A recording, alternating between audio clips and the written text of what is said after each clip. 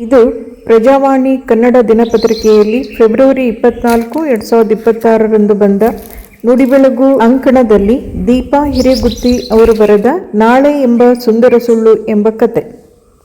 ದಟ್ಟವಾದ ಕಾಡೊಂದರಲ್ಲಿ ಗೂಬೆಯೊಂದಿತ್ತು. ಅದರ ಹೆಸರು ಚಿಂಕು. ಗೂಬೆಗಳು ಸಾಧಾರಣವಾಗಿ ಬೇರೆ ಪಕ್ಷಿಗಳು ಬಿಟ್ಟು ಹೋದ ಗೂಡುಗಳಲ್ಲೋ ಅಥವಾ ಮರದ ಪೊಟರೆಯಲ್ಲೋ ವಾಸಿಸುತ್ತವೆ. ಚಿಂಕು ಕೂಡ ಹದ್ದೊಂದು ಕಟ್ಟಿದ್ದ ಹಳೆಯ ಗೂಡೊಂದರಲ್ಲಿ ವಾಸವಾಗಿತ್ತು. ಆದರೆ ತಾನೇ ಒಂದು ಹೊಸ ಸುಭದ್ರ ಗೂಡು ಕಟ್ಟಿಕೊಳ್ಳಬೇಕೆಂಬ ಆಸೆ ಚಿಂಕುಗೆ ಯಾವಾಗಲೂ ಇತ್ತು. ಆಸೆಯೇನೋ ಸರಿ, ಆದರೆ ಚಿಂಕುವಿಗೆ ಒಂದು ಕೆಟ್ಟ ಸ್ವಭಾವವಿತ್ತು. ಅದೆಂದರೆ ಅದರ ಪ್ರೀತಿಯ ಪದ ನಾಳೆ ಎಂಬುದಾಗಿತ್ತು. ನಾನು ನಾಳೆ ಗೂಡು ಕಟ್ಟಲು ಶುರು ಮಾಡುತ್ತೇನೆ, ನಾಳೆ ಸ್ನೇಹಿತರನ್ನು ಭೇಟಿಯಾಗುತ್ತೇನೆ, ನಾಳೆ ಸ್ವಲ್ಪ ಜಾಸ್ತಿ ಆಹಾರವನ್ನು ಕೂಡಿಡುತ್ತೇನೆ ಎಂದು ಪ್ರತಿ ಕೆಲಸವನ್ನೂ ಮುಂದೂಡುತ್ತಲೇ ಬರುತ್ತಿತ್ತು.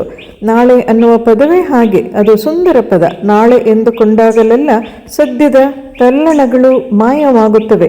ನಾಳೆ ಅನ್ನುವುದು ಹಿತಕರ ಅನುಭವ ನೀಡುವುದರಿಂದ ನಾವು ಬಹಳಷ್ಟು ಕೆಲಸವನ್ನು ದಿನವೂ ನಾಳೆಗೆ ಮುಂದೂಡುತ್ತಿರುತ್ತೇವೆ. ಚಿಂಕು ಕೂಡ ಇದೇ ಅಭ್ಯಾಸ ಮಾಡಿಕೊಂಡಿತ್ತು. ಚಿಂಕುವಿನ ಮುರುಕುಗೂಡಿರುವ ಮರದ ಹತ್ತಿರವೇ ಸೋನು ಎಂಬ ಅಳಿಲು ವಾಸಿಸುತ್ತಿತ್ತು. ಅದು ಯಾವಾಗಲೂ ಏನಾದರೂ ಮಾಡುತ್ತಲೇ ಇರುತ್ತಿತ್ತು. ಬೀಜಗಳನ್ನು ಸಂಗ್ರಹಿಸುವುದು, ಗೂಡನ್ನು ಸರಿ ಮಾಡಿಕೊಳ್ಳುವುದು, ಗೆಳೆಯರನ್ನು ಭೇಟಿಯಾಗುವುದು ಯಾವುದನ್ನೂ ಮುಂದೂಡುತ್ತಿರಲಿಲ್ಲ. ಒಂದು ದಿನ ಏಪ್ರಿಲ್ ತಿಂಗಳ ಬಿರು ಬೇಸಿಗೆಯಲ್ಲಿ ಇದ್ದಕ್ಕಿದ್ದಂತೆ ಮೋಡಗಳು ದಟ್ಟವಾಗತೊಡಗಿದವು. ಗಾಳಿ ಜೋರಾಗುವ ಲಕ್ಷಣಗಳು ಕಾಣಿಸಿಕೊಂಡವು. ಸೋನು ತನ್ನ ಗುಡಿಸಲನ್ನು ಭದ್ರಪಡಿಸಿಕೊಂಡಿತ್ತು. ಮೊಲಗಳು ತಮ್ಮ ಬಿಲದೊಳಗೆ ಓಡಿದವು. ಕರಡಿ ಕೂಡ ನಿಧಾನಕ್ಕೆ ತನ್ನ ಗುಹೆಯತ್ತ ತೆರಳಿತು. ಚಿಂಕು ಗಡಿಬಿಡಿಯಿಂದ ತನ್ನ ಗೂಡಿನತ್ತ ಹೋಯಿತು.